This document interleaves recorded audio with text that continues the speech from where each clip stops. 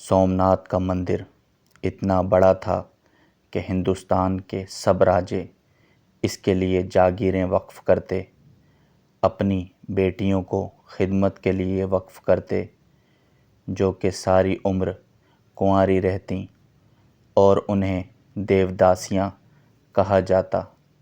ہر وقت 2000 برہمن پوجا پاٹھ کرنے کے لیے حاضر ہوتے اور 500 گانے بجانے، خوبصورت عورتیں اور 300 قوال ملازم تھے۔ سومناتھ کے بت کی چھت 56 ستونوں پہ قائم تھی۔ وہاں مصنوعی یا سورج کی روشنی کا بندوبست بالکل بھی نہیں تھا، بلکہ حال میں قندیلوں میں جڑے اعلیٰ درجے کے جواہرات روشنی مہیا کرتے۔ اللہ کے دلاور سلطان محمود غزنوی بت شکن نے سونے اور چاندی کے چھوٹے چھوٹے بتوں کو روندنے کے بعد بادشاہ بت کے سامنے جا کر کھڑے ہوئے۔ یہ بت 6 فٹ زمین کے اندر اور 9 فٹ زمین سے بلند تھا۔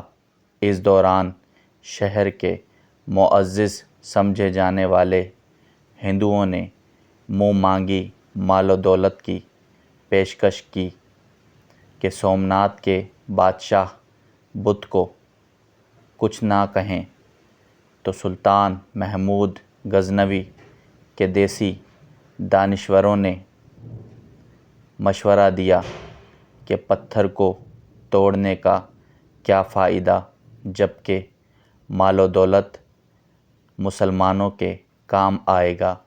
یہی کنویں میں کتے والی سوچ ہماری آج کل ہے، حکمرانوں کی ہے کہ جہاد میں کیا رکھا ہے، کیا فائدہ، ہم اپنی معیشت مضبوط کرتے ہیں۔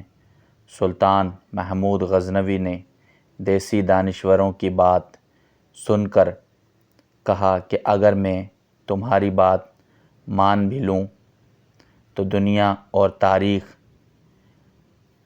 مجھے بت فروش کہے گی، جبکہ میری چاہت یہ ہے کہ دنیا اور آخرت میں مجھے محمود بت شکن کے نام سے پکارا جائے۔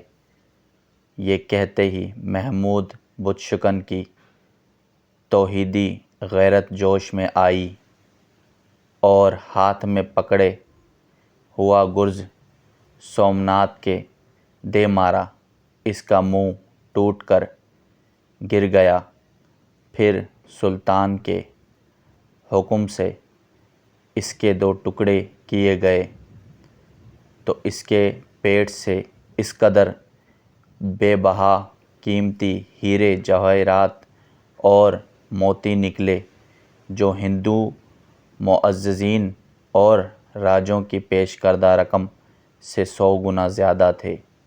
محمود غزنوی نے وہ بت توڑا جو فتح مکہ سے 1 رات قبل بنو امیہ کے سردار نے کعبے سے ٹرانسفر کروایا کہ اسے سنبھال کے رکھنا، ہم لینے آئیں گے۔